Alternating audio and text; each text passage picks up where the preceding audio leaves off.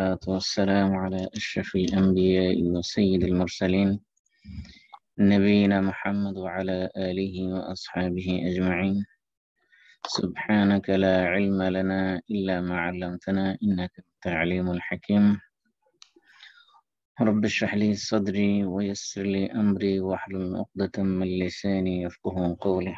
اللهم علمنا ما ينفعنا وانفعنا بما علمتنا وزدنا علما نافعا. আলহামদুলিল্লাহ, আমরা সূরা বাকারার ফার্স্ট সংক্রান্ত আয়াতের আলোচনা শেষ করেছি। আজকে আমরা সূরা বাকারার 178 এবং 79 এই দুটি আয়াত আলোচনা করবো ইনশাআল্লাহ। মা তৌফিক ইল্লা বিল্লাহ। প্রথমে আসি আমরা শাব্দিক অনুবাদ সহ আয়াতের অর্থ দেখে নিই, তারপরে বিস্তারিত আলোচনা করবো ইনশাআল্লাহ। আল্লাহ রাব্বুল আলামিন বলতেছেন, ইয়া আইয়ুহাল্লাযীনা আমানু, হে যারা ঈমান এনেছো। আমরা ইয়া আইয়ুহাল্লাযীনা আমানু এটা ইতিপূর্বে একাধিকবার আলোচনা করেছি, সেজন্য এটা নিয়ে আর সময় ক্ষেপণ করতে চাচ্ছি না। ইয়া আইয়ুহাল্লাযীনা আমানু আপনারা সবাই জানেন, এটার অর্থ এবং এটার গ্রামাটিক্যাল দিক সবই আমরা আলোচনা করেছি। এবং আমি বলেছিলাম একাধিকবার যে ইয়া আইয়ুহাল্লাযীনা আমানু যখনই আসবে তখনই কি করতে হবে, মনোযোগ অ্যাটেনশন ড্র করার জন্য আল্লাহ তাআলা অ্যাড্রেস করতেছেন যে আমাদেরকে, অর্থাৎ আমাদের কিছু করতে বলবেন অথবা কোনো কাজ থেকে কি করতে বলবেন, নিষেধ করতে কোনো কাজ করার জন্য হয়তো আদেশ করবেন অথবা কোনো কাজ থেকে বিরত থাকার জন্য কি করবেন, নিষেধ করবেন। এই জন্য ইয়া আইয়ুহাল্লাযীনা আমানু যেখানে আসবে সেখানে আমাদেরকে একটু মনোযোগ গভীর, অবশ্যই কোরআন তেলাওয়াতের সময় সবসময় আমাদের মনোযোগ থাকবে, তারপরে যখন ইয়া আইয়ুহাল্লাযীনা আমানু যখন আসবে তখন বুঝতে হবে সরাসরি আল্লাহ আমার সাথে কথা বলতেছেন, এই মুহূর্তে আমাকে অ্যাড্রেস করতেছেন ডাইরেক্ট। কারণ আমি যদি ইমানের দাবিদার হয়ে থাকি তাহলে এই কথাটা আমার জন্য আল্লাহ বলতেছেন। আল্লাহ কি বলছেন, কুতিবা আলাইকুমুল কিসাস। কুতিবা মানে লিখে দেওয়া। আবার আমরা যখন গত রমজানে ইয়া আইয়ুহাল্লাযীনা আমানু কুতিবা আলাইকুমুস সিয়াম আলোচনা করছি, সেখানে কুতিবার অর্থ আলোচনা করেছি। এবং কোরআনের মধ্যে যত জায়গায় কুতিবা আসছে সমস্ত জায়গায় কুতিবা শব্দের অর্থ হলো ফরিদা, মানে ফরজ করে দেওয়া হয়েছে, আবশ্যক করে দেওয়া হয়েছে, কম্পালসারি করে দেওয়া হয়েছে, ম্যান্ডেটরি করে দেওয়া হয়েছে। আলাইকুম, আলা মানে উপরে, কুম মানে তোমাদের, কুতিবা আলাইকুম তোমাদের উপরে আবশ্যক করে দেওয়া হয়েছে, ফরজ করে দেওয়া হয়েছে। তো কুতিবা এটা হলো কি অ্যাক্টিভ ফর্ম না প্যাসিভ ফর্ম? প্যাসিভ ফর্ম, ফুইলার ওজনে। তাহলে ফাআলা থেকে যেমন ফুইলা এবং কাতাবা থেকে কুতিবা। তাহলে কাতাবা যদি হতো তাহলে কাতাবা শাব্দিক অর্থ হলো লিখে দেওয়া, লিপিবদ্ধ করা। তাহলে কুতিবা মানে লিপিবদ্ধ করে দেওয়া হয়েছে, লিখে দেওয়া হয়েছে। তার মানে কি, একটা জিনিস যখন মুখে মুখে বলা হয় তার চেয়ে যদি এটা লিখে দেওয়া হয় সেটা কি, সেটা আরো বেশি জোরালো হয়, সেটা আরো বেশি মজবুত হয়। সেজন্য আল্লাহ বলছেন কুতিবা তোমাদের জন্য লিপিবদ্ধ করে দেওয়া হয়েছে, লিখে দেওয়া হয়েছে। তাহলে কে লিখে দিয়েছেন? আল্লাহ লিখে দিয়েছেন। এখানে আল্লাহকে, আল্লাহর নামটা আমরা ফাইলটা কি করেছি, এখানে উজ্জ রেখেছি। তো ফাইল যখন উজ্জ থাকে তখন মফুলে বিহি কি বলা হয়? নায়েবে ফাইল। নায়েবে ফাইল। তাহলে এখানে কিসাসুটা হলো কি? নায়েবে ফাইল। মূলত ছিল কাতাবাল্লাহুল কিসাসা অথবা কাতাবাল্লাহু আলাইকুমুল কিসাসা। কিসাসটা ছিল কি, মফুলে বিহি ছিল, তাই না? আল্লাহ তাআলা ফরজ করে দিয়েছেন। তাহলে আল্লাহ যেহেতু এখানে ফাইলটাকে আমরা উজ্জ্ব রেখেছি, তাহলে ফাইলের সালাম শিখতে হয়েছে কি, মফুলে বিহি। তাহলে অর্থ হলো আল্লাহ তাআলা তোমাদের উপর কি করেছেন, ফরজ করে দিয়েছেন। এটা ছিল মূলত। কিন্তু যেহেতু আল্লাহ ফাইলটা এখানে নাই, সেই জন্য আমরা এই মফুলে বিহিটাকে কি বলবো, নায়েবে ফাইল বলবো। তাই নায়েবে ফাইল কিসের মতো এরা গ্রহণ করে? ফাইলের মতো এরা গ্রহণ করে, তাই না? এই জন্য আল কিসাসু পেশ হয়েছে, এক পেশ হয়েছে। কারণ কি? কারণ এটা আলিফ লাম আছে শুরুতে, আলিফ লাম থাকলে কি হয় না, মানে তানবিন, এই জন্য তানবিন হয় না।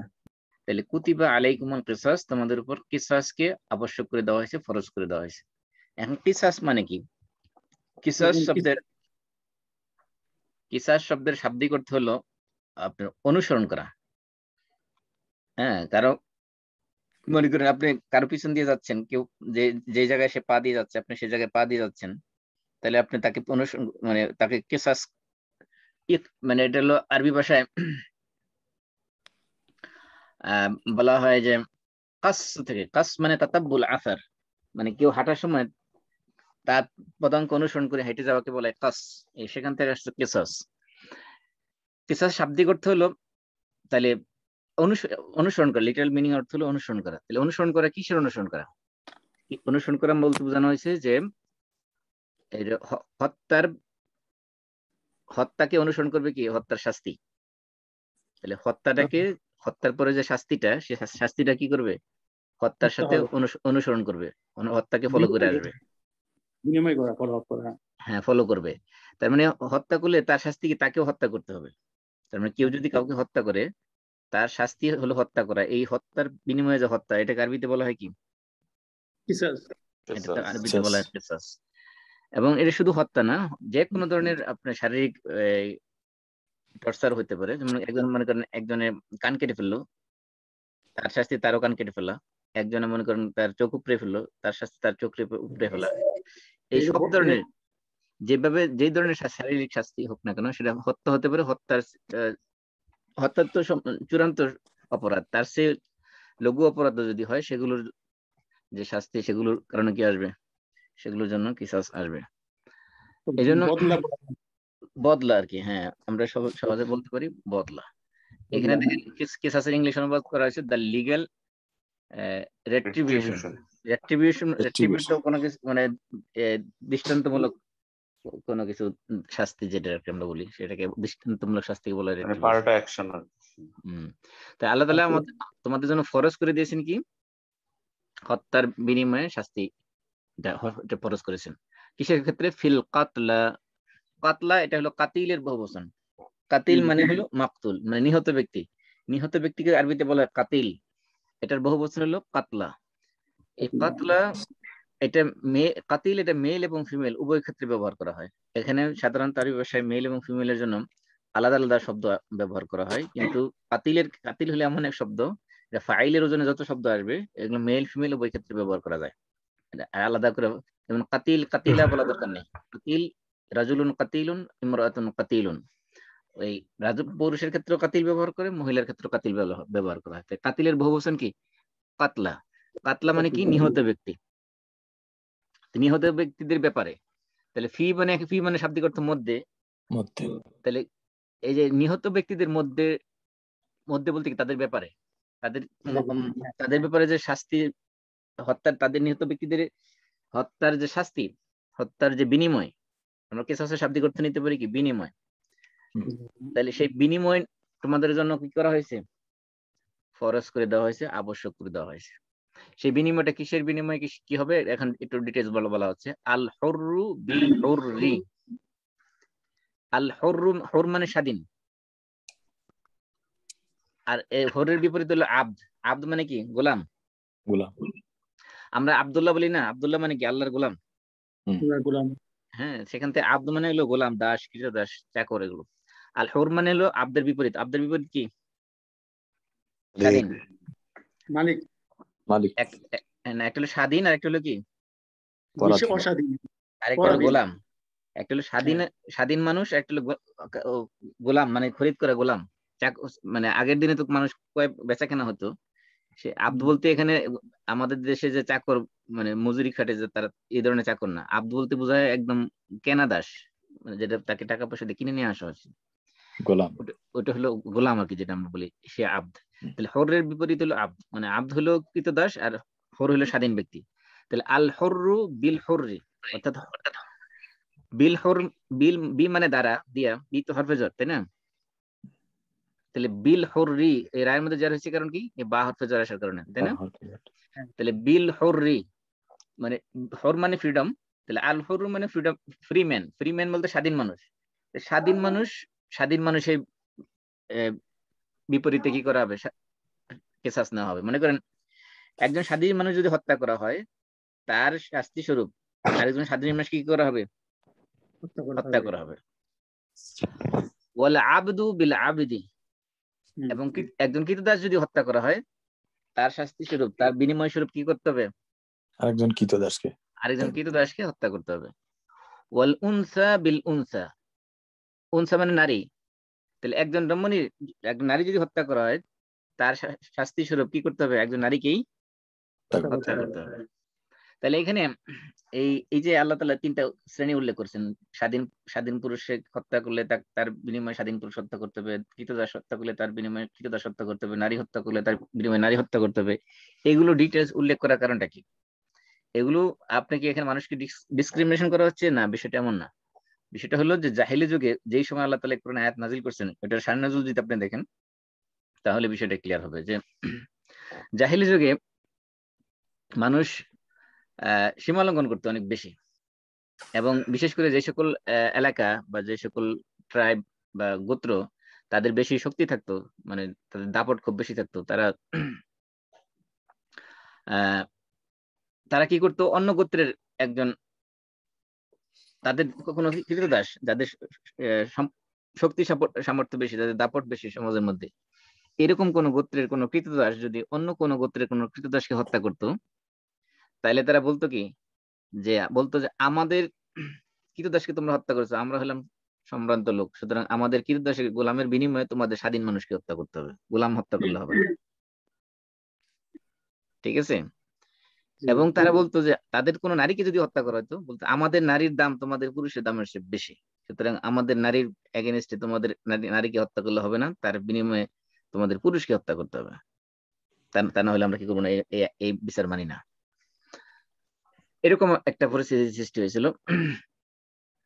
এই কারণে মূলত আল্লাহ রাব্বুল আলামিন এই আয়াত নাযিল করেছেন যে আল হুররু বিল হুর, যে পুরুষ পুরুষ কেউ মারলে তার বিনিময়ে পুরুষকে শাস্তি স্বরূপ মারতে হবে, অর্থাৎ কিসাস নিতে হবে পুরুষের কাছ থেকে। এবং কোন কৃতদাস কে মেরে ফেললে তার কিসাস কৃতদাস থেকেই নিতে হবে। এবং কোন নারীকে মেরে ফেললে তার কিসাস নারী থেকে নিতে হবে। নারী বিনিময়ে এরা সুপিরিয়র হওয়ার কারণে তাদের নারীর বিনিময়ে পুরুষ হত্যা করতে হবে, এরকম কোন শাস্তি, এটা হলো ইনজাস্টিস, এটা ইসলামের বিধান না। ইসলামের বিধান হলো যে যেভাবে মারবে সেটার থেকে কি করতে হবে, শাস্তি নির্ধারণ করতে হবে।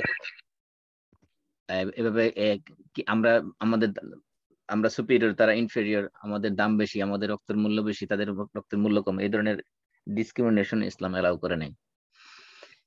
তো এখানে আল্লাহ তাআলা বলতেছেন ফামান উফিয়া লাহু, তারপরে এটা তো আল্লাহ তাআলা নির্ধারণ করে দিয়েছেন, ফামান উফিয়া লাহু মিন আখিহি শাইউন ফাত্তিবাউন বিল মারুফ ওয়া আদাউন ইলাইহি বিইহসান। ফামান সুতরাং, মান যে বা যাকে, উফিয়া উফিয়া এটাও কি, এটা প্যাসিভ ফর্ম, যেমন কুতিবা উফিয়া, তাহলে উফিয়ার এটা অ্যাকটিভ ফর্ম কি, ও অ্যাকটিভ ফর্ম হলো আফা। আমরা বলি না, আমরা দোয়ার মধ্যে বলি কিনা ফাআফু আন্না ওয়াফু আন্না, তো আফা ইয়াফু মানে ক্ষমা করা। মান যাকে ওফিয়া ক্ষমা করা হলো, ক্ষমা করেছে নাকি ক্ষমা করা হলো, কারণ এর বেসিক ফর্ম যেহেতু। মান ওফিয়া যাকে ক্ষমা করা, উফিয়া লাহু, লাহু মানে তার জন্য, মানে তাকে আর কি। আমান উফিয়া লাহু মানে যাকে ক্ষমা করা হলো। ক্ষমা করা হলো মানে কি, মানে করেন কেউ যদি হত্যা করে তার শাস্তি স্বরূপ তাকেও কি করতে হবে, হত্যা করতে হবে। এখন ক্ষমা করে দেওয়া মানে কি, যে তুমি যেহেতু হত্যা করছো আমি হত্যা করবো না, কিন্তু হত্যা না করে আমি কি করবো, আমি দিয়াত নিব। দিয়াত মানে ব্লাড মানি, যেটা আমি রক্তপণ নিব, রক্তের বিনিময়ে তোমাকে হত্যা না করে কি করবো, আমি মূল্য নিব। এখন সে যেহেতু হত্যা করছে, হত্যা করার কারণে তার উপর শাস্তি আসতো, তাকে হত্যা করা হবে। কিন্তু যদি যে ব্যক্তি নিহত হয়েছে, মাকতুল, যে নিহত ব্যক্তির আত্মীয় স্বজন যারা, তারা যদি কি করে, তারা যদি বলে যে হত্যাকারীকে আমরা একটু দয়া করব, তাকে আমরা হত্যা করব না, তার কাছ থেকে কি নিব, আমরা রক্তপণ নিব। রক্তপণ মানে এই যে দিয়া, আরবিতে বলে দিয়াত, বা ইংলিশে আমরা বলি ব্লাড মানি। এই যে রক্তপণ যেটা বা দিয়াত, যেটা আরবি টার্মটা মনে রাখি, দিয়াত। এই যে দিয়াত, হ্যাঁ, দাল ইয়া বলতা, দিয়া বা দিয়ত, বাংলা দিয়ত বলে আর কি, আমরা আরবিতে দিয়া। এই যে দিয়ত বা রক্তপণ, এই রক্তপণ নেওয়ার অপশন যদি দেয় কেউ, অর্থাৎ মৃত ব্যক্তি তো সে মারাই গেছে, সে তো প্রতিশোধ নিতে পারবে না, প্রতিশোধ নিবে কারা, তার আত্মীয় স্বজন, তার ওয়ারিস যারা, ঠিক কিনা। এখন তাদের আত্মীয় স্বজন যারা আছেন, তারা যদি বলে যে না, আমরা এই মৃত ব্যক্তি থেকে কি নেবো না, তাকে হত্যার শাস্তি নিব না, আমরা কি নেবো তার কাছ থেকে, ব্লাড মানি নিব বা দিয়াত নিব, এটি বলা হয়েছে। ফামান উফিয়া লাহু, যদি তাকে ক্ষমা করে দেওয়া হয়, কাউকে ক্ষমা করে দেওয়া হয়, মিন আখিহি তার ভাই পক্ষ থেকে, মিন মানে থেকে, আখুন মানে ভাই, আখি হি মানে তার ভাই থেকে। এখন দেখেন ভাই বলতে এখানে কি বোঝানো হয়েছে? ভাই বলতে রক্ত সম্পর্কে ভাই না, মুসলিম ভাই। এখানে বোঝানো হয়েছে যে যে ব্যক্তি নিহত হয়েছে তার যারা আত্মীয়, তার যারা উত্তরাধিকারী যারা আছে, তার গার্ডিয়ান বা অভিভাবক যারা আছে, তাদেরকে, তাদের সাথে যে ব্যক্তি হত্যা করেছে তাদের সাথে সম্পর্ক ইসলাম কি বলতেছে? তার ভাই বলতেছে, আপন ভাই। এখানে দেখেন যে একজন মানুষকে হত্যা করা সত্ত্বেও আল্লাহ তাআলা তাকে সম্বোধন করতেছে কি? তার ভাই। একজন মুসলমান আরেক মুসলমানের ভাই, যে তার যে ভ্রাতৃত্বের সম্পর্ক বা উখুয়া ঈমানিয়া, যে ঈমানি ভ্রাতৃত্ব, যেটা এটা হত্যার কারণে কি হয়ে যায় নাই? নষ্ট হয়নি। হত্যার কারণে একটু নষ্ট হয়নি। এজন্য আল্লাহ বলছেন ফামান উফিয়া লাহু মিন আখিহি, তার ভাই থেকে। ভাই বলতে তার ভাই বলতে কে? ওই নিহত ব্যক্তির আত্মীয় স্বজন। নিহত তো ব্যক্তির আত্মীয় স্বজনদের মধ্যে থেকে কেউ যদি কি করে ক্ষমা করে দেয়, তাকে ক্ষমা করে দেয় মানে কি? ক্ষমা করে দেয়, তার এই হত্যার শাস্তি মাফ করে দিছে না, হত্যার শাস্তি তার জন্য লঘু করে দিছে, একটু হালকা করে দিয়েছে। হালকা করে দিয়েছে কিভাবে? যে হত্যার বিনিময়ে হত্যা না করে কি করা হবে? তার কাছ থেকে দিয়াত নেওয়া হবে বা ব্লাড মানি নেওয়া হবে। যদি এমন করা হয়, শাইউন মানে কোনো কিছু, এখানে ওফিয়া লাহু ক্ষমা করা হয় মিন আখিহি, তার ভাইয়ের পক্ষ থেকে, মানে কি মৃত ব্যক্তির রিলেটিভদের পক্ষ থেকে। শাইউন কোনো কিছু, তাহলে কি ফা মানে তাহলে ইত্তিবাউম বিল মারুফ। ইত্তিবা মানে অনুসরণ করা। এখানে অনুসরণ করা মানে চাওয়া। এখানে অনুসরণ কি অর্থ আসছে? চাওয়া অর্থে আসছে। তাহলে মনে করেন যে নিহত ব্যক্তির যে হত্যাকারী কি করবে? এখন ব্লাড মানি দিবে। দিবে কাকে দিবে? নিহত ব্যক্তির আত্মীয় স্বজনকে দিবে। তাহলে এখানে দুইটা পক্ষ, এক পক্ষ টাকা দিবে, আরেক পক্ষ কি করবে? টাকা নিবে। এখানে এই দুই পক্ষের আচরণটা কিরকম হবে সেটা আল্লাহ তাআলা বলতেছেন, ফাত্তিবাউম বিল মারুফ। তাহলে যে যে টাকা চাবে, অর্থাৎ নিহত ব্যক্তির আত্মীয় স্বজন, তারা সেটা চাবে কিভাবে? ইত্তিবা বিল মারুফ। মারুফ মানে ন্যায়সঙ্গত ভাবে, উত্তম ভাবে। এমন বলা যাবে না যে তুমি যেহেতু মারছো, তোমাকে আর সুযোগ দেওয়া হবে না, আজকে রাত্রের ভিতরে ওই সমস্ত টাকা পরিশোধ করতে হবে। এরকম মানে প্রেসার ক্রিয়েট করা যাবে না। আল্লাহ তাআলা বলতেছেন, দেখেন এই যে ভ্রাতৃত্বের সম্পর্ক, এখনো কিন্তু আল্লাহ তাআলা কি করেন? কোরআনের পরিভাষা অনুযায়ী এই হত্যা করে ফেলছে আপনার আত্মীয় স্বজন, ঘনিষ্ঠ আত্মীয়, তারপর আপনার সাথে তার ভ্রাতৃত্বের যে সম্পর্ক, ইমানের যে সম্পর্ক, সেটা নষ্ট হয় নাই। এই জন্য আল্লাহ বলতেছেন, দেখেন প্রথমে সম্বোধন করছে ভাই বলে, তারপর আবার বলতেছেন যে সে যখন টাকাটা চাইবে তার কাছে, ফাত্তিবাউম বিল মারুফ, সেটা চাবে কিভাবে? ন্যায়সঙ্গত ভাবে, খুব বেশি তার প্রতি জুলুম যাতে না হয়ে যায়, তার প্রতি যদি প্রেসার ক্রিয়েট না করা হয়, মানে তার কাছে এটা চাবে কিভাবে? ন্যায়সঙ্গত ভাবে। আবার যে দিবে, যে হত্যাকারী, সেও তার ক্ষেত্রে কি করা হয়েছে? তারও কিছু গুণ বলা হয়েছে। ওয়া আদাউন ইলাইহি বিইহসান। ইহসান মানে উত্তম ভাবে, মারুফ মানে উত্তম ভাবে, ইহসান মানে আমরা বলতে পারি যে ইহসানের শাব্দিক অর্থ হলো সদাচরণ, সদ্ব্যবহার, ভদ্র ব্যবহারের মাধ্যমে। মানে সে যে ব্যক্তি হত্যা করেছে, সে যখন সেই টাকাটা আদায় করবে, আদায় করার ক্ষেত্রেও সে ইহসানের সাথে আদায় করবে। ইহসানের সাথে আদায় করবে মানে কি? সে এখানে গড়িমসি করবে না। সে বলবে না যে আগামী বছর দিব না, অথবা আমার এই জমি বিক্রি করতেছি, জমি বিক্রি করে দিব না, অথবা আমার ব্যবসা আছে, ব্যবসার লাভ আসলে তখন দিব না। এরকম গড়িমসি করতে পারবে না, টাল বাহানা করতে পারবে না। মানে সে আদায় করার ক্ষেত্রে কি করবে? সে আদায় করার ক্ষেত্রেও সে আন্তরিক হবে এবং সে উত্তম ভাবে সেটা আদায় করবে। তাহলে এখন দুই পক্ষ থেকে আল্লাহ তাআলা বলতেছেন যে যে টাকাটা চাইবে, অর্থাৎ এই ব্লাড মানি যে চাইবে, ফাত্তিবাউম বিল মারুফ, সে চাইবে ন্যায়সঙ্গত ভাবে। আর যে আদায় করবে টাকাটা, এই যে আমরা আদায় বলি না বাংলায়, আদায় কিন্তু এই আদা থেকে আসছে, যে আদা উন মানে কি করা? আদায় করে দেওয়া। ইলাইহি মানে তার কাছে, তার কাছে মানে কার কাছে? ওই মৃত ব্যক্তির আত্মীয়ের কাছে। ও আদাউন ইলাইহি বিইহসান, বি মানে সাথে, ইহসান মানে ইহসানের সাথে। তাহলে ইহসানের সাথে মানে কি? অত্যন্ত কোমলতার সাথে, নম্রতার সাথে, ভদ্রতার সাথে, এবং কোন ধরনের গরিমসি করা ছাড়া, কোন ধরনের শিথিলতা ছাড়া, মানে এই ঢিলামি ছাড়া। আমরা যেটা বলি কি, যে মানে কোন পাওনাদার থাকলে দেখা যায় যে রাস্তাঘাট তারা দেখা হলে আরেক দিক দিয়ে আরেক রাস্তা দিয়ে চলে যায়, তো গাছের আড়ালে লুকায় থাকে যাতে দেখা না হয়। বাজারে গেলে দেখবেন যে লুকায় টুকায় আরেক দিকে চলে যাইতেছে, গ্রাম অঞ্চলে যেটা হয়। এরকম করবে না, বরং কি করবে? আদা উন ইলাইহি বিইহসান, সে এই যে এই রক্তপণ যে টাকাটা, সেটা পরিশোধ করবে উত্তম ভাবে। আবার মৃত ব্যক্তি আত্মীয় যারা, তারা যখন চাইবে, সেটা কি করবে? ইত্তিবাউম বিল মারুফ, ন্যায়সঙ্গত ভাবে চাইবে, এবং যাতে করে কি হয় না, যে আদায় করবে তারও যাতে কোনো কষ্ট না হয় সেদিকে খেয়াল রাখবে। তারপর আল্লাহ বলছেন যালিকা, যালিকা মানে এটা ইসমুল ইশারা। ইসমুল ইশারা মানে ওইটি। হাজা মানে ইহা, আর যালিকা মানে কি দ্যাট, মানে ওইটি। ওইটি বলতে এখানে কোনটি বোঝানো হয়েছে? ওইটি বলতে বোঝানো হয়েছে যে এই যে হত্যার বিনিময়ে হত্যার শাস্তি না দিয়ে আল্লাহ তাআলা কি করছেন, হত্যার বিনিময়ে তাকে রক্ত ব্লাড মানি দেওয়ার যে সুযোগ দিয়েছেন, এই জিনিসটা ওইটা বলতে কোনটা? হত্যার বিনিময়ে হত্যার শাস্তি থেকে লঘু করে দিয়ে হত্যার বিনিময়ে তাকে টাকা দেওয়ার যে সুযোগটা দেওয়া হয়েছে ইসলামের মধ্যে, এটা জালিকা বলতে ওইটা বলতে কোনটা? ওই যে শিথিল করাটা, বিধানটা। এটা হলো কি তাখফীফুম মির রাব্বিকুম। তাখফীফ মানে হালকা করা। খাফফা ইয়াখাফফু মানে তাখফীফ, মানে খাফফাফা ইউখাফফিফু, তাখফীফ মানে হলো হালকা করা। মানে আগে শাস্তিটা কঠোর ছিল, সেই কঠোরতা থেকে আল্লাহ কি করেছেন, এখন একটু হালকা করে দিয়েছেন, একটু শিথিল করে দিয়েছেন। আগে শাস্তি কঠোর ছিল কিভাবে? ইহুদির ধর্মে, ইহুদিদের কাছে কেউ যদি কাউকে হত্যা করতো, তাহলে তার শাস্তি হলো তাকেও হত্যা করতে হবে। হত্যা ছাড়া কোনো অল্টারনেটিভ নেই। এখানে কোনো এই ব্লাড মানি বা রক্তপণ এইরকম দেওয়ার কোনো সুযোগ ছিল না। মানে হত্যা করা মানে তাকে হত্যা করতে হবে। কেউ হাত কেটে ফেলছে, তারা হাত কেটে ফেলতে হবে, কোনো ব্লাড মানি চলবে না।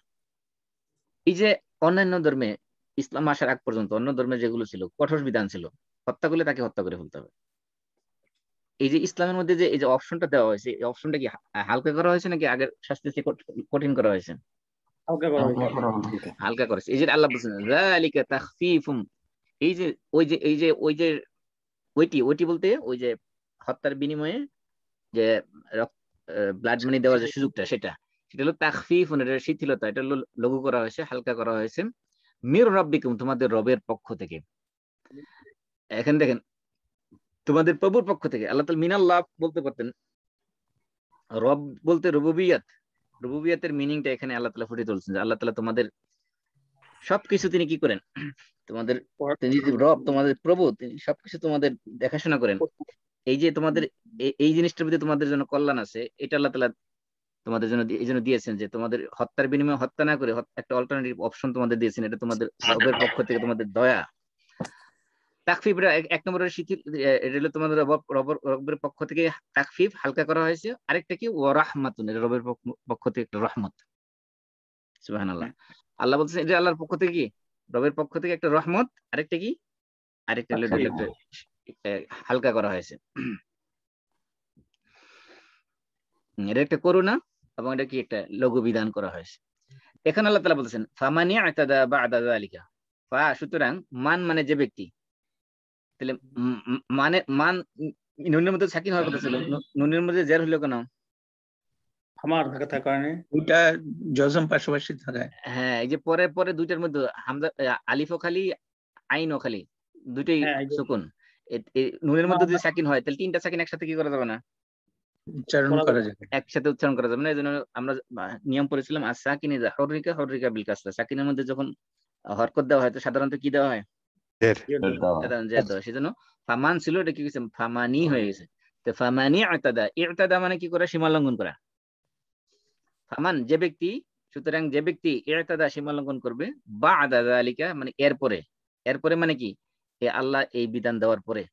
অর্থাৎ কি, আল্লাহ তাআলা বিধান দিয়েছেন কি, যে কেউ হত্যা করলে তার হত্যার বিনিময়ে হত্যা না করে কি করতে পারবে, সে রক্তপণ, তার আত্মীয় স্বজন, মৃত ব্যক্তির আত্মীয় স্বজন চাইলে রক্তপণ নিতে পারবে। এই যে ব্লাড মানি নেওয়ার যে বিধানটা, এখন মনে করেন তার যে ব্যক্তি হত্যা করলো, হত্যাকারীর পক্ষ থেকে ব্লাড মানি নেওয়া হলো, নেওয়ার পরে কি করলো, নেওয়ার পরে আবার তাকে হত্যা করে ফেললো, তাহলে এটা কি জুলুম হলো কিনা? হ্যাঁ, এটা সীমা লঙ্ঘন হলো কিনা? সীমা লঙ্ঘন মানে কি, আল্লাহ তাআলা একটা বিধান দিয়েছে, আল্লাহর বিধানকে সে ভায়োলেশন করেছে, আল্লাহর বিধানকে সে লঙ্ঘন করেছে। আল্লাহর বিধান ছিল তোমাকে দুইটা অপশন দেওয়া হয়েছে, তুমি ইচ্ছা করলে হত্যার বিনিময়ে তাকে হত্যা করতে পারো, অথবা হত্যা না করে তাকে কি করতে পারো, তার কাছ থেকে ব্লাড বানিয়ে নিতে পারো। কিন্তু সে কি করছে, প্রথমে ব্লাড বানিয়ে নিছে, নেওয়ার পরে আবার কি করছে, তাকে হত্যা করে ফেলছে। হত্যা এমন হতে পারে ডাইরেক্টলি করে নেই, ইনডাইরেক্টলি করেছে, হয়তো গাড়িতে যাইতেছিল, পিছনে ট্রাক দিয়ে চাপাতে দিয়েছে, হয় না বাংলাদেশে? বাংলাদেশে এগুলো অহরহ হয়। মানে কেউ বুঝবে না যে আসলে তাই সে কি করে হত্যা করছে বা কিভাবে কি ঘটলো, কিছু বোঝার কোনো সুযোগ নেই। অথবা মনে করেন যে কোন এক ছিনতাইকারী ছুরি ঢুকাই দিছে, ছিনতাইকারী মনে করবো যে ছিনতাইকারী ঢুকাইছে, আসলে হয়তো পিছনে ছিনতাইকারীকে অন্য কেউ হয়তো টাকা দিয়ে হয়তো করাইছে কাজটা। তাহলে আল্লাহ তাআলা বলছেন ফামানি আতাদা, এই যে এই বিধান দেওয়ার পর, অর্থাৎ কেউ যদি ব্লাড মানি নেওয়ার পরে যদি আবার সীমা লঙ্ঘন করে, অর্থাৎ ব্লাড মানি নেওয়ার পরও যদি কি করে নিহত ব্যক্তিকে হত্যা করে ফেলে, এটা তার মানে সীমা লঙ্ঘন করে, অর্থাৎ বাড়াবাড়ি করে, বা আদা জালিকা, তারপরে তারপরে বলতে কি এই যে রক্তপান নেওয়ার পরে, ফালাহু আযাবুন আলীম, তার জন্য রয়েছে, ফালাহু বা মানে সুতরাং, লাহু মানে তার জন্য, আযাবুন মানে শাস্তি, আলীম মানে যন্ত্রণাদায়ক, তার জন্য রয়েছে অত্যন্ত যন্ত্রণাদায়ক শাস্তি। এখানে দেখেন আল্লাহ তাআলা জাস্টিস কিভাবে প্রতিষ্ঠা করেছে। আল্লাহ তাআলা এই বিধান দেওয়ার পরে এই বিধানের যাতে কেউ মানে ক্ষমতার দাপটের কারণে অথবা অন্য কোনো কারণে এটা ভায়োলেশন না করে, সেজন্য আল্লাহ তাআলা পরকালের শাস্তির হুমকি দিয়েছেন। এটি আল্লাহর পুলিশ। আমি বলেছিলাম যে আল্লাহ তাআলা অনেক সময় আইন দেন, আইন দেওয়ার পরে আইনকে অ্যাপ্লাই করার জন্য পৃথিবীতে যেরকম পুলিশ থাকে, আল্লাহ তাআলা কিছু পুলিশ দিয়ে দেন। এই জন্য এই যে মনে করেন এখন সীমা লঙ্ঘন করছে কিনা, এই যে ট্রাক দিয়ে ট্রাক চাপা দিয়ে যদি মেরে ফেলেন, তাহলে তো কেউ দুনিয়ার কেউ বুঝবে না যে আসলে কে মারছে। তাহলে এখানে আসলে কিন্তু সে কি করেছে, সীমা লঙ্ঘন করেছে, যেহেতু সে রক্তপান নেওয়ার পরেও আবারও যেহেতু তাকে হত্যা করে ফেলছে, তার মানে সে এখানে আল্লাহ তাআলার বিধানকে ভায়োলেশন করেছে, সীমা লঙ্ঘন করেছে। এখন এই ট্রেসপাসিং বা ট্রান্সগ্রেসিং যেটাই বলি আমরা, দুইটাই করেছে সে। এই জন্য আল্লাহ বলছেন ফালাহু আযাবুন আলীম, জানে রাখো দুনিয়ার জীবনে হয়তো তুমি পার পেয়ে যাবা, কোর্টের মধ্যে হয়তো আইনজীবীকে ঘুষ দিয়ে হয়তো আদালতে পার পেয়ে যেতে পারো, কিন্তু পরকালে যে একটা শাস্তি রয়েছে সেটা কিন্তু খেয়াল রেখো। এর জন্য আল্লাহ বলছেন ফালাহু, তার জন্য রয়েছে আযাবুন আলীম, অত্যন্ত যন্ত্রণাদায়ক শাস্তি। তারপর আল্লাহ বলতেছেন ওয়ালাকুম ফিল কিসাসি হায়াতুন, ওয়া মানে এবং, লাকুম মানে তোমাদের জন্য, লা মানে জন্য, কুম মানে কি তোমাদের। যে আমরা বলি না লাকুম দীনুকুম ওয়ালিয়া দিন, সূরা কাফিরুনে পড়ি না লাকুম দীনুকুম, লাকুম দীনুকুম মানে কি তোমাদের ধর্ম তোমাদের। তাহলে ওয়ালাকুম আর তোমাদের জন্য রয়েছে, এখানে কি অর্থ কি, ওয়া মানে এবং, লা মানে জন্য, কুম মানে তোমাদের, ওয়ালাকুম মানে তোমাদের জন্য রয়েছে। ইংলিশ দেখেন এন্ড ফর ইউ। ফিল কিসাসি, ফি মানে মধ্যে, আল কিসাস মানে কিসাসের মধ্যে। এই যে কিসাস কি বলছিলাম আমরা, হত্যার বিনিময়ে হত্যার বিনিময় নেওয়া। আমরা হত্যা না বলি, হত্যার বিনিময় নেওয়া বলি। তাহলে হত্যার বিনিময় যদি বলি তাহলে এর ভিতরে সব ইনক্লুড হয়ে যাবে, কারণ হত্যার বিনিময়ে তো হত্যা নাও হইতে পারে, হত্যার বিনিময় না হয়ে দিয়ত হইতে পারে, হত্যার বিনিময় হত্যা না হয়ে দিয়ত হইতে পারে, অথবা যদি হত্যা না করে, ফর এক্সাম্পল কেউ ইনজুরি করলো, ইনজুরি বিনিময়ে ইনজুরিও হতে পারে, ঠিক কিনা? এই জন্য আমরা হত্যার বিনিময় না বলি কি বলবো, বলি যে বিনিময় নেওয়া, মানে হত্যার বিনিময় নিতে বলি, অথবা বদলা নেওয়ার মধ্যে। হ্যাঁ, কিন্তু এই বদলা বলতে সব ধরনের বদলা না, শরীরের ফিজিক্যাল অ্যাটাকের সাথে সম্পৃক্ত। তাহলে ওয়ালাকুম ফিল কিসাস, এই জন্য এই যে ইসলামে অনেক পরিভাষা আছে যেগুলো আপনি অনুবাদ করলে কখনোই এক শব্দে দুই শব্দে অনুবাদ করলে এটার কোনো পারফেক্ট মিনিং আসবে না। এই জন্য দেখেন অধিকাংশ যে কিসাসকে কিসাসই লিখছে, দেখছেন নি? কিসাস কিসাস কিসাস, সব জায়গায় কিসাসই লেখা হয়েছে, কারণ কিসাসের এটা বাংলা অনুবাদ করলে আপনি যত শব্দ দিয়ে করেন না কেন, কোনো শব্দ দিয়ে আপনার এটা পারফেক্ট অনুবাদ হবে না। কারণ এর ভিতরে আপনি যদি বলেন কিসাস হত্যার বিনিময়ে শাস্তি, তাহলে হত্যার বিনিময়ে শাস্তি না হয়ে ব্লাড মানিও আসতে পারে। হ্যাঁ, যদি বলেন হত্যার বিনিময়ে হত্যা, তাহলে তো হত্যা হইলো না। যদি বলেন হত্যার বিনিময়ে ব্লাড মানি, তাও হইলো না। যদি বলেন হত্যার বিনিময়ে শাস্তি, সেটা তো হত্যা না হয়ে অন্য হত্যা নাও হইতে পারে, সেক্ষেত্রে জখম হইতে পারে। এই জন্য কোনো অর্থেই, যত অর্থ দিয়ে এটাকে প্রকাশ করে না কেন, এই কিসাসের কোন এক শব্দ দিয়ে বা এক সেন্টেন্স দিয়ে এটা প্রকাশ করা যাবে না। এই জন্য আমরা কিসাসকে কিসাসই বলি। তাহলে ওয়ালাকুম ফিল কিসাস, তোমাদের জন্য রয়েছে ফিল কিসাস, কিসাসের মধ্যে হায়াতুন, জীবন। কিসাসের মধ্যে জীবন রয়েছে মানে কি? কিসাস মানে মানুষ মেরে ফেলতেছে, মেরে ফেলার মধ্যে জীবন রয়েছে মানে কি? মানে একজন মানুষকে যদি মেরে ফেলা হয় আর এই কিসাসের শাস্তি যখন প্রয়োগ করা হবে, তখন তো এটা তো আর আপনার জেলখানার ভিতরে অথবা একেবারে সে ফাঁসির মঞ্চে নিয়ে তাকে গোপনে কি করা হবে না, মারা হবে না। এটা প্রকাশ্যে উন্মুক্ত ময়দানে মারা হবে, যেখানে মানুষ এক গ্রুপ এটা দেখবে, প্রত্যক্ষ করবে। তাহলে যখন দেখবে একটা মানুষকে কিভাবে হত্যা করা হচ্ছে, তখন এই দেখার পরে বাকি যাদের হত্যা করার শখ আছে সমস্ত শখ কি করবে, এমনিতে মিটে যাবে, ঠিক কিনা? এই জন্য আল্লাহ বলছেন ওয়ালাকুম ফিল কিসাস, আর তোমাদের জন্য রয়েছে কিসাসের মধ্যে হায়াতুন, জীবন। জীবন তোমাদের জন্য জীবন রয়েছে মানে কি, মানে এই একজন মানুষকে হত্যা করার মাধ্যমে আরো অনেক মানুষের জীবন কি হবে, রক্ষা পাবে। কারণ যারা হত্যা করতে আগ্রহী ও হত্যা করার যাদের মেন্টালিটি আছে তারা কি করবে, এই এই যে শাস্তি, শরীয়তের শাস্তি, এই শাস্তি দেখলে কি করবে, তারা হত্যা থেকে বিরত থাকবে। এজন্য তোমাদের জন্য রয়েছে হায়াত। তারপরে এই যে ফিল কিসাসে হায়াত, ফিল কিসাসে হায়াত মানে এই কিসাসের ভিতরে রয়েছে জীবন। এটা 3 শব্দের একটা কথা, কিন্তু এটার এত ব্যাপক অর্থবোধক মানে কথা, এবং এত একটা রেটরিক্যাল সাইড থেকে যদি বিচার করি, অর্থাৎ বালাগাতের, ইলমুল বালাগাত, আরবি ভাষায় যে একটা সাবজেক্ট আছে এটাকে বলে ইলমুল বালাগা, ইংলিশে বলে আমরা বলি রেটরিক, বাংলা বলি আমরা অলংকার শাস্ত্র, ভাষার যে অলংকার। এই অলংকারের দিক থেকে বিবেচনা করলে এটা অত্যন্ত চমৎকার অলংকারপূর্ণ একটা সেন্টেন্স। ফিল কিসাস হায়াত, মাত্র 3টা শব্দ, কিন্তু এর ভিতরে বিশাল মিনিং রয়ে গেছে।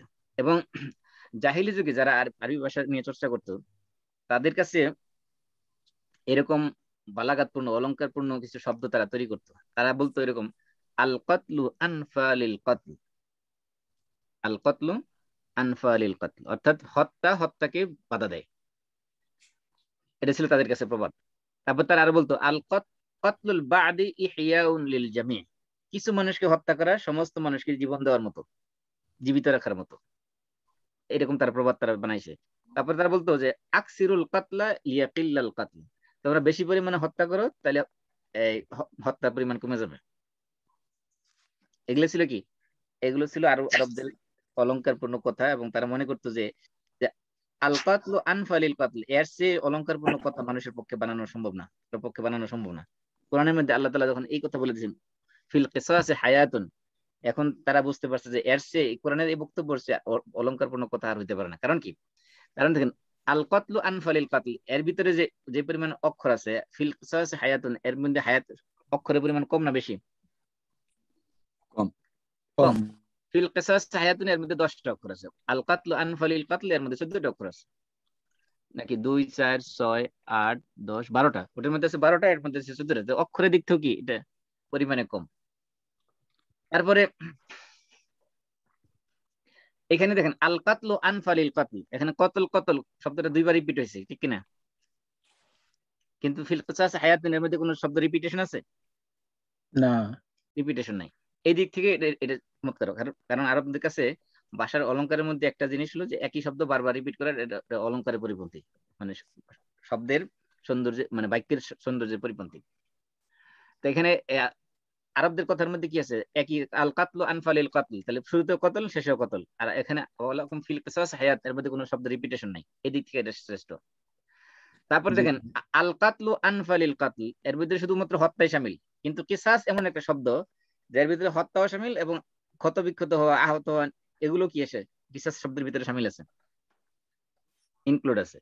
কিসাস মানে শুধুমাত্র হত্যার শাস্তি না, কিসাসের ভিতরে কি আছে, কাউকে ইনজুর করা, জখম করা, কারো অঙ্গ প্রত্যঙ্গ হানি করা, বা কোন অঙ্গের ক্ষতি করা, এই শব্দের এই অর্থ কি আছে, এই অর্থ কিসাস শব্দের ভিতরে আছে। কিন্তু তাদের তাদের কাছে যে প্রবাদটা ছিল আল কাতলু আনফালিল কাতল, এর মধ্যে শুধুমাত্র হত্যাই আছে, এর ভিতরে কি নেই, জুরুহ বা ক্ষত বিক্ষত এর কোন শব্দ এর ভিতরে নেই। আরেকটা জিনিস খেয়াল করেন, এখানে আল্লাহ তাআলা কিসাস এবং হায়াত, মানে হত্যার প্রতিশোধ নেওয়ার ভিতরে তোমাদের জন্য কি রয়েছে, জীবন রয়েছে।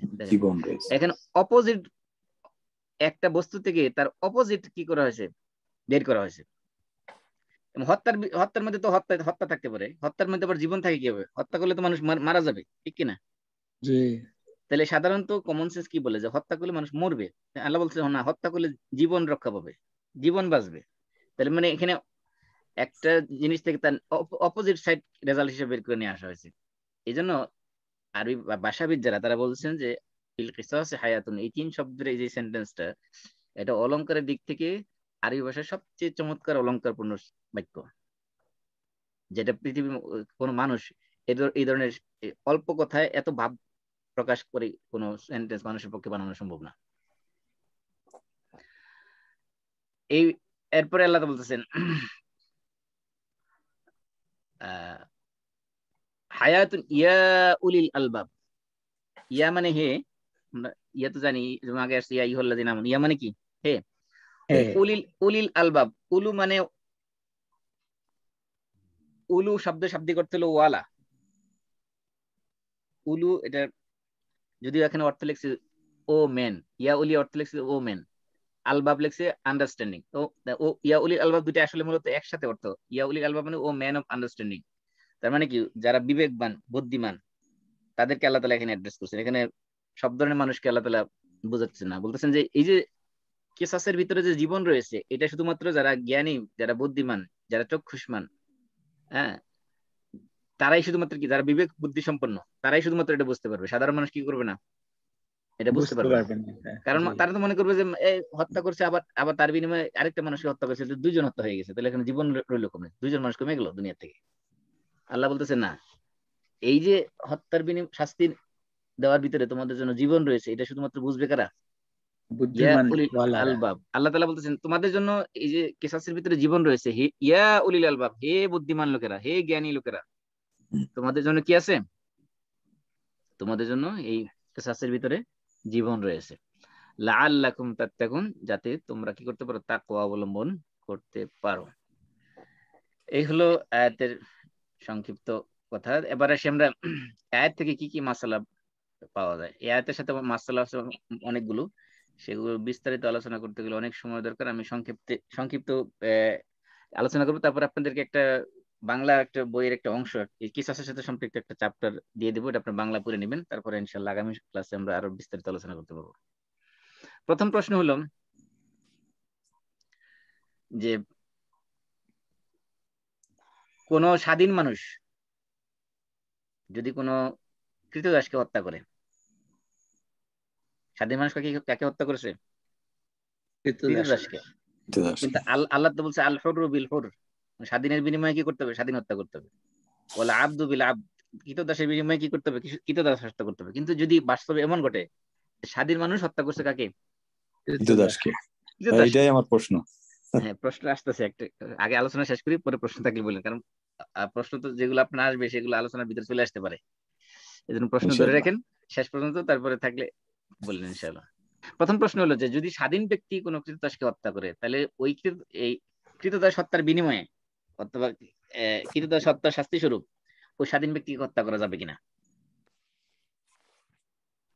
অথবা কোন মুসলিম যদি কোনো কাফেরকে হত্যা করে, হ্যাঁ, তাহলে সেই কাফেরের হত্যার বিনিময় স্বরূপ কোন মুসলমানকে হত্যা করা যাবে কিনা।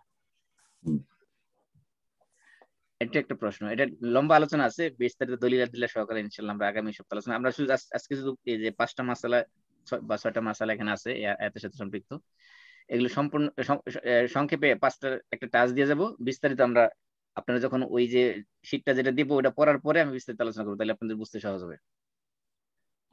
কারণ হত্যার সাথে অনেক কিছু সম্পৃক্ত, কারণ হত্যার প্রকার হলো 5 প্রকার। আমরা তো মনে করি হত্যা করে বলছি হত্যা, এটা আবার প্রকার কিসের, হত্যা 5 প্রকার আছে আর ইসলামের শাস্তির বিধানের মধ্যে। আর একটা হলো কতলে আমাদ, ইচ্ছাকৃত হত্যা। আরেকটা হলো কতলে শিবে আহমাদ, মানে প্রায় ইচ্ছাকৃত হত্যা। আরেকটা হলো যে কতলে খাতা, ভুলক্রমে হত্যা। আরেকটা কতলে শিবে খাতা, একটা হলো প্রায় ভুলক্রমে খাতা মানে হত্যা। আরেকটা হলো কতলে তাসাব্বুব, মানে আপনার কোন হত্যার কারণ হওয়া।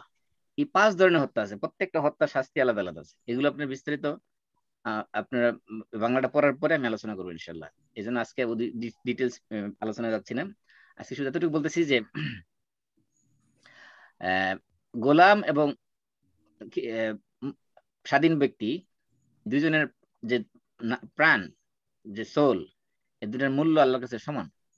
সেই জন্য গোলাম হোক আর স্বাধীন ব্যক্তি হোক, যেই হোক না কেন, এই স্বাধীন ব্যক্তি যদি গোলামকে হত্যা করে তার শাস্তি শুধু তাকে কি করা যাবে, স্বাধীন ব্যক্তিকে হত্যা করা যাবে। কারণ মানুষের যে সোল, এর মূল্য, এটার কোনো এটার মূল্যের ক্ষেত্রে কোনো ভেরিয়েশন নেই, এটা সবার ক্ষেত্রে কি গোলামের ক্ষেত্রে আল্লাহর কাছে বিশেষ করে ইমানদারদের নফস যদি হয়, কাফের হইলে সেটা আলাদা বিষয়।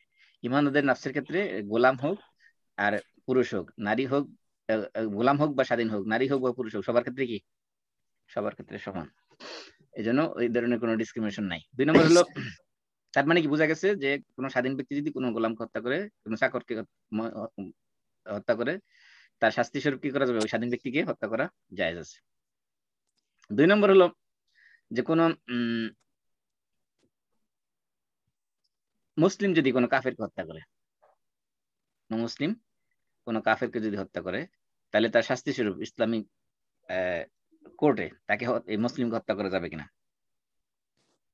সংক্ষেপে কথা হলো যে লায়ুক মুসলিমুন বিকাফিরিন, কোন কাফের হত্যার কারণে কোন মুসলমানকে হত্যা করা যাবে না। তবে হত্যা করা যাবে না, তাহলে কি করতে হবে? সেই ক্ষেত্রে আসবে যে মুসলিম মুসলিম কান্ট্রিতে অমুসলিমদের অধিকার নিয়ে বিস্তারিত আলোচনার ভিতরে সেটা আসবে যে একজন অমুসলিম যদি কোনো মুসলমান কান্ট্রিতে কোনো মুসলিম হত্যা করে, সেই ক্ষেত্রে সে কি কি রাইটস পাবে, সেগুলো আলোচনা আমরা বিস্তারিত পরে আসবো। ওকে বলি যে এতটুকু আজকে মনে রাখেন যে কোনো মুসলমান হত্যার বিনিময়ে কোনো কাফের হত্যার কারণে কোনো মুসলমানকে কি করা যাবে না, হত্যা করা যাবে না, সেই ক্ষেত্রে দিয়ত আসতে পারে। তারপরে প্রশ্ন হলো যে পিতা যদি সন্তানকে হত্যা করে,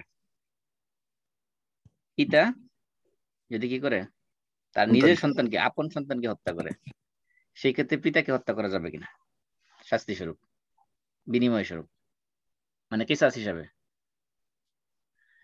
এই ক্ষেত্রে হাদিস আছে সরাসরি, আল্লাহ রাসূল বলছেন লা ইউকতালু ওয়ালিদুন বিওয়ালাদিহি।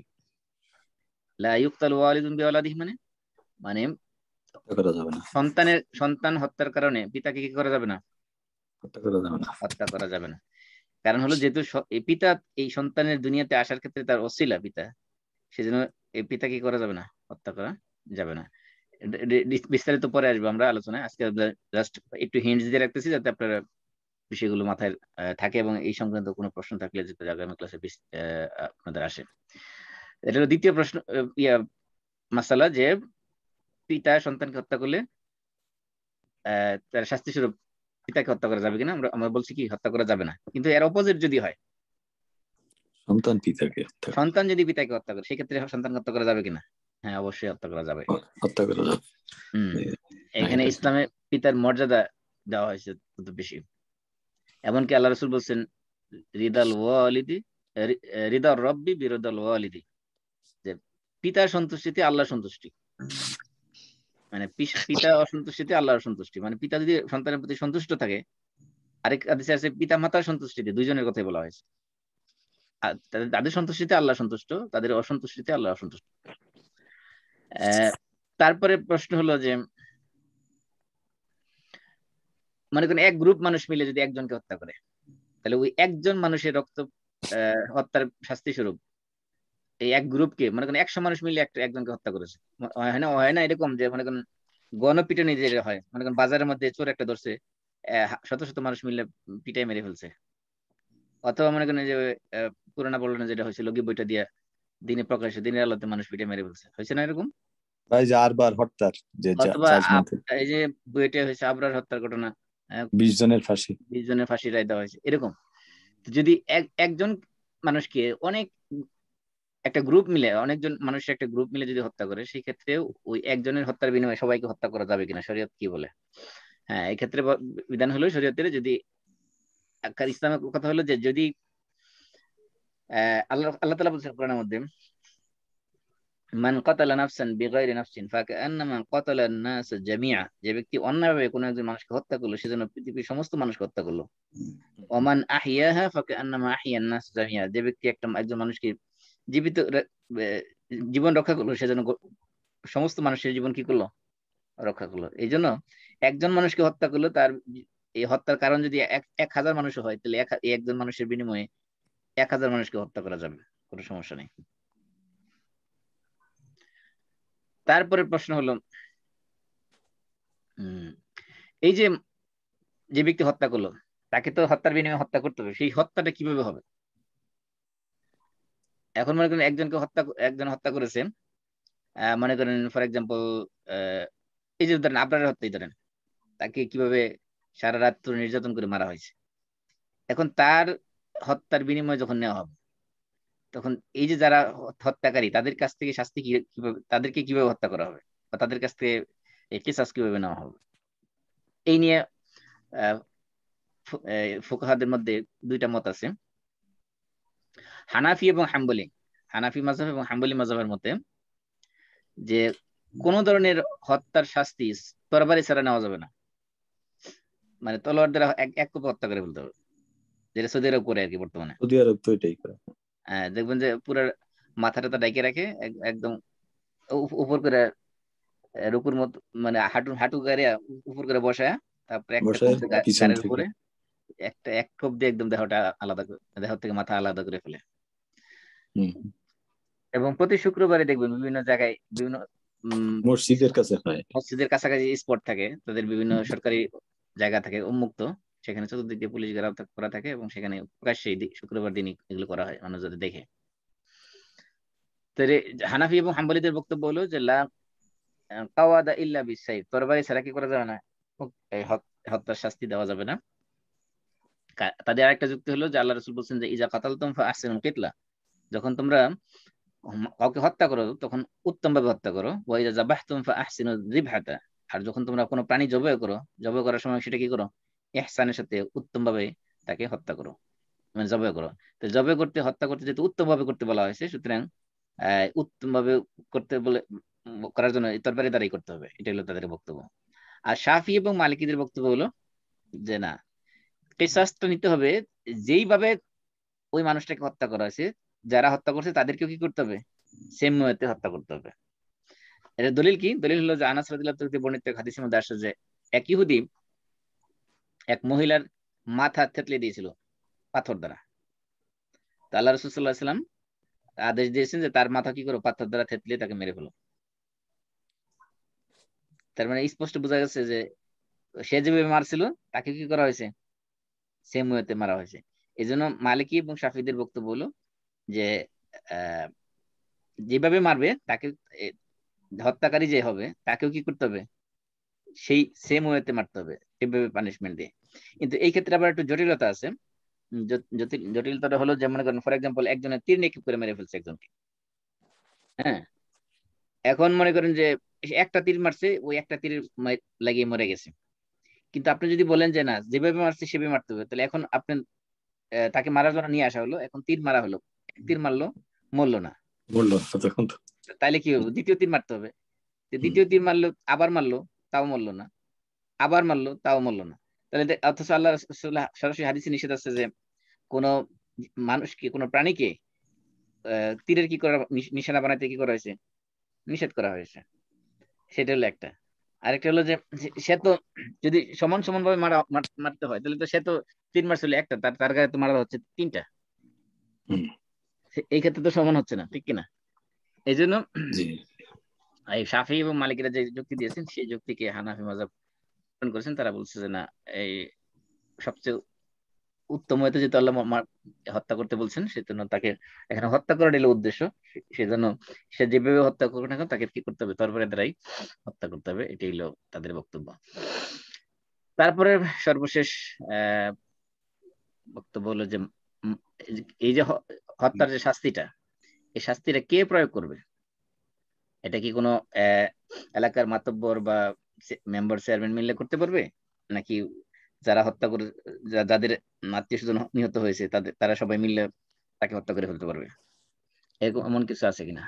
এই ক্ষেত্রে বক্তব্য হলো যে সমস্ত ফুকাহে কেরাম একমত যে কোনো ব্যক্তির ব্যক্তিগতভাবে কারো কাছ থেকে হত্যার প্রতিশোধ নেওয়া জায়েজ নাই।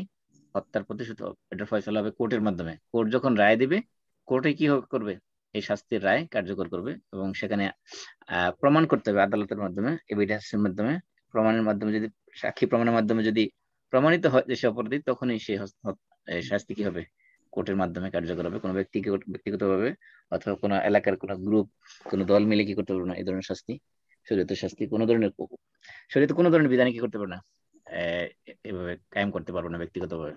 এটা জেনার শাস্তি হোক, চুরির শাস্তি হোক, বা হত্যার শাস্তি হোক না কেন, যে কোনো শাস্তি হোক। আমি প্রায় কথা প্রসঙ্গে বলে নেই যে ইসলামী শরীয়তে যত বিধান দেওয়া হয়েছে, এমনকি আদম আলাইহিস সালাম থেকে শুরু করে মুহাম্মদ সাল্লাল্লাহু আলাইহি ওয়াসাল্লামের আবির্ভাব পর্যন্ত যত শরীয়ত আসছে দুনিয়াতে, যত নবীদেরকে আল্লাহ বিভিন্ন শরীয়তে বিধান দিয়েছেন, সমস্ত শরীয়তের বিধান দেওয়া হয়েছিল মূলত 6টা জিনিসকে প্রোটেকশন দেওয়ার জন্য। কোন গবেষক বলছে 5টা, কেউ বলছে 6টা। কেউ যারা 6টা বলছে তারা এই একটাকে 2 ভাগ করেছে আর কি মূলত। তো এই জন্য আরবিতে বলা হয় আল কুল্লিয়াত আল খামস। কুল্লিয়াত আল খামস মানে এই 5টা জিনিসকে মূলত প্রোটেকশন দেওয়ার জন্য, হেফাজত করার জন্য আল্লাহ তাআলা শরীয়তে সমস্ত বিধান দিয়েছেন। এই 5টা জিনিসকে বলা হয় দরুরাত। দরুরাত মানে হলো আপনার এসেনশিয়াল জিনিস মানুষের জীবনে। পৃথিবীতে যদি শান্তি সুখের সাথে বসবাস করতে চায় তাহলে এই 5টা প্রত্যেকটা মানুষের এসেনশিয়াল। এই এসেনশিয়াল বিষয়গুলো রক্ষার জন্য আল্লাহ তাআলা শরীয়তে সমস্ত বিধিবিধান দিয়েছেন। এই এসেনশিয়াল জিনিসগুলো কি কি? এক নম্বর হলো ad-din, মানুষের রিলিজিয়ন, মানুষের দিন, দিনকে রক্ষা করা। এই দিন প্রোটেকশন দেওয়ার জন্য আল্লাহ তাআলা কি করছেন? বিধান দিয়েছেন। সেটা হলো কি? হাদ্দুর রিদ্দা, আপনার অ্যাপোস্টাসি। অ্যাপোস্টাসির বিধান কি? যে ব্যক্তি যদি কোনো মানুষ যদি কোনো মুসলমান যদি ইসলাম গ্রহণ করার পরে, জেনে শুধু ইসলাম গ্রহণ করার পরে যদি সে ইসলাম থেকে বেরিয়ে যায়, মোরতাদ হয়ে যায়, তাহলে তার শাস্তি হলো তাকে হত্যা করে ফেলতে হবে। আল্লাহ রাসূল বলেছেন মান বাদদালা দীনাহু ফাকতুলুহু, যে তার দিন পরিবর্তন করে ফেললো তাকে হত্যা করে ফেলো। কারণ দিন কোনো খেলতামাশার বিষয় না। দিন গ্রহণ করতে ইসলাম কাউকে বাধ্য করে নাই, কিন্তু কেউ যদি স্বেচ্ছায় দিন গ্রহণ করার পরে সেই দিন থেকে ফিরে যাওয়ার আর কোনো অপশন তার জন্য খোলা নাই। তাহলে দিনকে প্রোটেকশন দেওয়া, এটা হলো একটা।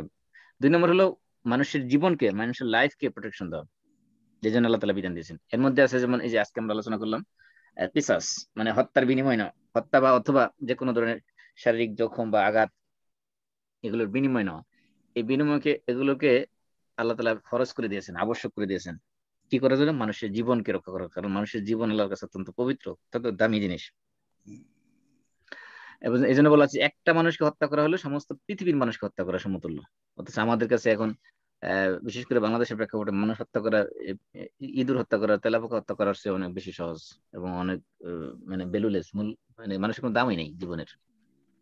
আল্লাহর কাছে মানুষের মূল্য হলো এতটা যে গোটা পৃথিবীর সমস্ত মানুষ হত্যা করা সমতুল্য অপরাধ একটা মানুষকে হত্যা করা অন্যায়ভাবে।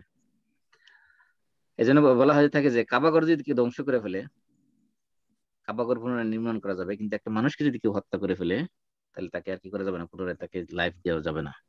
এই জন্য মানুষের জীবনের এত গুরুত্ব দেওয়া হয়েছে। 3 নম্বর যে জিনিসটা প্রোটেকশন দেওয়ার জন্য ইসলামী বিধান দেওয়া হয়েছে সেটা হলো মানুষের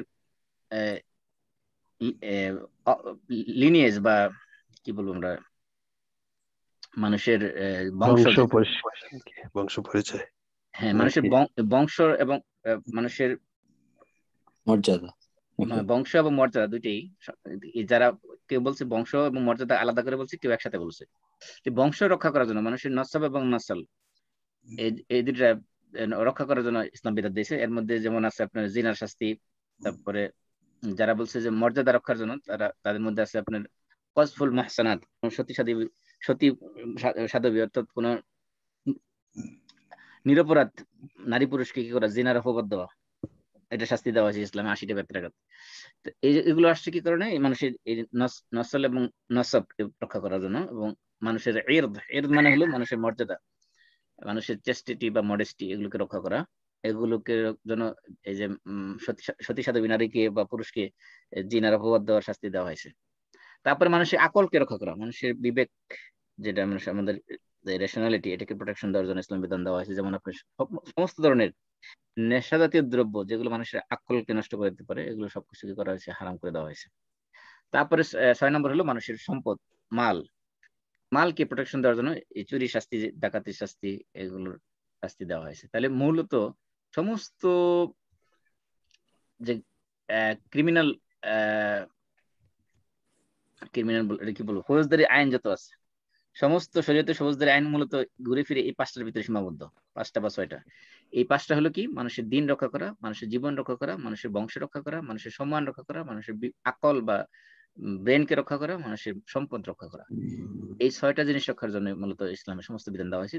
আজকে যেটা আমরা আলোচনা করলাম, মানুষের জীবন রক্ষা করা, এটা হলো ইসলামের সব অত্যন্ত গুরুত্বপূর্ণ একটা মানে জরুরত বলতে আমরা বুঝি যে এসেনশিয়াল জিনিস, যেগুলো রক্ষা করার জন্য ইসলাম না শুধু সমস্ত শরীয়তের বিধান দেওয়া হয়েছিল যে যে 5টা জিনিসকে রক্ষা করার জন্য। তার মধ্যে অন্যতম হলো মানুষের জীবন রক্ষা করা। এই জন্য মানুষের জীবন যেমনি ভাবে অন্য কেউ হত্যা করলে তার ব্যাপারে কঠোর শাস্তি দেওয়া হয়েছে, এমনই ভাবে আপনার লাইফটা এটা আপনার নিজের নয়, আপনি ইচ্ছা করলে আপনি নিজেকে সুইসাইড করতে পারবেন না। যদিও ইদানিং নতুন নতুন ফেসবুকে দেখলাম নতুন নতুন ডিভাইস আবিষ্কার করেছে যে আপনার কয়েক সেকেন্ডের ভিতরে আপনার তারা মৃত্যু শুরু করবে উইদাউট এনি পেইন, কোনো ব্যথা ছাড়া আপনি মরে যাবেন।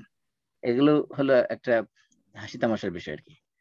মৃত্যু যে পেইন ছাড়া হবে আপনি এটা বুঝবে কিভাবে? যে মরছে সে তো তার এক্সপেরিমেন্ট সে এসে কারোর কাছে বলতে পারবে না, প্রকাশ করতে পারবে না, তাহলে সে বুঝবে কেমন যেটা এই পেইন ছাড়া যে মৃত্যুটা হলো। যাই হোক, আমি যেটা বলতেছিলাম যে মানুষের জীবনকে আল্লাহ তাআলা এতটা পবিত্রতা দিয়েছেন যে মানুষ অন্য কেউ তো হত্যা করতে পারবে না, এমনকি নিজের লাইফকে নিজেও হত্যা করতে পারবে না, এবং আত্মহত্যা করা ইসলাম হারাম করে দেওয়া হয়েছে। সব ধরনের আত্মহত্যা, এমনকি শুধু আত্মহত্যা না, আল্লাহ তাআলা বলছে ওয়ালা তুলকু বিআইদিকুম ইলা তাহলুকা, তোমরা তোমাদের নিজেদেরকে ধ্বংসের দিকে ঠেলে দিবে না। এমন কাজ করা যাবে না যেই কাজ করলে আপনার লং টার্মে আপনার মৃত্যু গণে আসতে পারে। যেমন আপনি অনেক অনেক সময় আমরা এমন সব আচরণ করি যেগুলো আপনার দীর্ঘমেয়াদী মৃত্যুর কারণ হতে পারে। যেমন মনে করেন আপনার সিগারেট খেলে ক্যান্সার হতে পারে। এই জন্য যারা এগুলোকে হারাম করেছেন, যে কোনো ধরনের এই যে আপনার আমরা সাদা খাই, জর্দা খাই, তারপরে গুল খাই, অনেক ধরনের নেশা দ্রব্য যেগুলো বাংলাদেশের আলেম ওলামা পর্যন্ত হালাল করে নিয়েছে নিজেদের জন্য, নাউজুবিল্লাহ। এই যে এগুলো তো মানুষকে হত্যার মধ্যে এসব পড়ে অনেকটা, কারণ কিছু হত্যা আছে যে তাৎক্ষণিক হত্যা, কিছু হত্যা আছে আপনি দীর্ঘমেয়াদী হত্যা। এই জন্য যত ধরনের হত্যার সাথে সম্পৃক্ত, এমনকি মানুষের আকল বিবেকের সাথে সম্পৃক্ত যত ধরনের জিনিস আছে এগুলো সবগুলোই হারাম করে দেওয়া হয়েছে। সেজন্য ইসলাম হলো মানুষের জন্য একমাত্র কল্যাণকামী জীবন ব্যবস্থা। মানুষের জীবনে যত ধরনের কল্যাণ দরকার সব আল্লাহ তাআলা এনশিওর করেছেন মানুষের, কিন্তু মানুষ এগুলো না বোঝার কারণে বিভিন্ন মানব রচিত আইনের দিকে দৌড়াচ্ছে। যে আমাদের সময় শেষ হয়ে যাচ্ছে, আপনাদের কারো কোনো প্রশ্ন, আজকের মতো কোনো প্রশ্ন আছে কিনা আবার বলেন। হ্যাঁ, একটা প্রশ্ন আছে। ইসলামী শরিয়াতে কি মানে কোনো ইসের জন্য, অপরাধের জন্য মানে প্রিজন টার্মের কোনো আছে নাকি? মানে এখন তো যেমন ধরেন আমি যেহেতু আজকে প্রথমে বলে নিচ্ছি যে আজকে আমি সংক্ষিপ্ত আলোচনা করেছি, কারণ ইসলামের যে ক্রিমিনাল ল এগুলো মূলত তিনটা ভাগে ভাগ করা হয়েছে। একটাকে বলা হয় হুদুদ, একটাকে বলা হয় কিসাস, একটা বলে তাজিরাত। হুদুদ এবং কিসাস এবং তাজিরাত। হুদুদ হলো যে শাস্তিগুলো কোরআন হাদিস দ্বারা নির্ধারিত হত্যা শাস্তি ছাড়া, আর কিসাস হলো যেটা আজকে আমরা আলোচনা করলাম। আর হুদুদের মধ্যে যেমন আছে কি মদ পানের শাস্তি, জেনার শাস্তি, চুরির শাস্তি, ডাকাতির শাস্তি, তারপরে জেনার শাস্তি তো বললাম। এই ধরনের যে ধরনের শাস্তি ইসলামে নির্ধারিত আছে সেগুলোকে আরবিতে বলা হয় হুদুদ। আর এই যে হত্যার সাথে সম্পৃক্ত যেগুলো সেগুলোকে বলা হয় কিসাস। আরেকটা শাস্তি আছে, এটার নাম হলো তাজিরাত। তাজিরাত বলা হয় যে এটা কোরআনে নাই, হাদিসও নাই, কিন্তু সেটা ইসলামী রাষ্ট্রের যিনি কাজী হবেন, যিনি চিফ জাস্টিস হবেন, তার হাতে সেই ক্ষমতা দিয়ে দেওয়া হয়েছে। সে সেটাকে অ্যাপ্লাই করবে। সে দেখবে যে কোন ধরনের পানিশমেন্ট দিলে এই অপরাধী তার অপরাধ থেকে ফিরে আসবে এবং সে এই সেম অপরাধ সেকেন্ড টাইম আর করবে না। সেই ধরনের শাস্তি সে প্রয়োগ করবে, এবং সেটা অনেক ক্ষেত্রে হুদুদের শাস্তি এবং এই হুদুদের শাস্তি চেয়ে অথবা কোরআন হাদিস কর্তৃক নির্ধারিত শাস্তি চেয়ে আরো মারাত্মক শাস্তি হতে পারে। এটা নির্ভর করবে যে যে ক্রিমিনাল তার ক্রাইমের ধরনের উপরে, এবং যিনি শাস্তি দিবেন তিনি বুঝবেন যে তাকে কোন ধরনের শাস্তি দেওয়া যাবে। এমন হতে পারে তাকে চিরতরে, তাকে মৃত্যুদণ্ড দেওয়া হতে পারে, তাকে দেশ থেকে তাড়াই দেওয়া হতে পারে, তাকে জেলে অন্তরীণ করে রাখা হতে পারে, বিভিন্ন ধরনের শাস্তি আসতে পারে। সেগুলো আমরা এই জন্য আমি একটা বই আছে ওটা আপনারা পড়বেন। আর আমি আজকে এখন শেয়ার করে দিচ্ছি একটা চ্যাপ্টার।